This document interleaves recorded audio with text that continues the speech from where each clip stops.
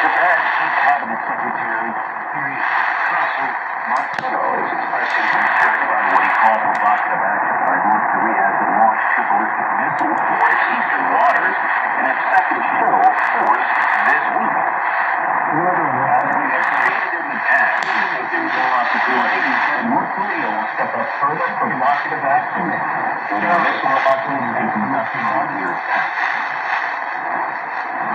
The missile launches come as South Korea and the United States are conducting their largest joint military drill in years in 2 days after North Korea has fired what it calls two strategic cruise missiles from a submarine the day before. The Biden administration has announced an extension for Ukraine to reflect that the U.S. will look to the U.S. after Russia invaded their homeland. Correspondent Jackie Fuller reports.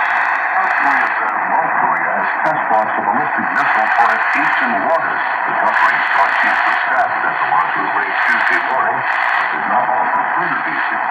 Meanwhile, the Russian delegation is talk with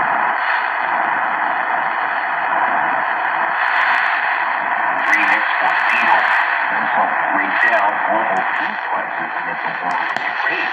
But it said it would accept only a 60-day extension as the Kremlin holds out for changes to how the arrangement is working. The United Nations said Turkey brokered a deal between the two warring countries in July that allows Ukraine to ship food and fertilizer from 3 Black Sea ports.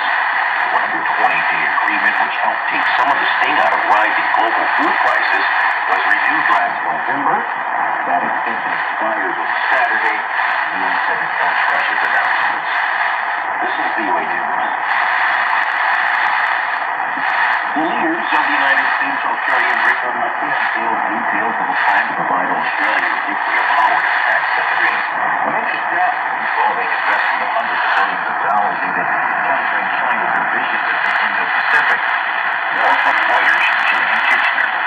So there is no way up, but it's a powerful end. U.S. President Joe Biden, flanked by the leaders of Australia and the United Kingdom, sealed an agreement to provide Australia with nuclear-powered attack submarines in a major push to stunt Chinese.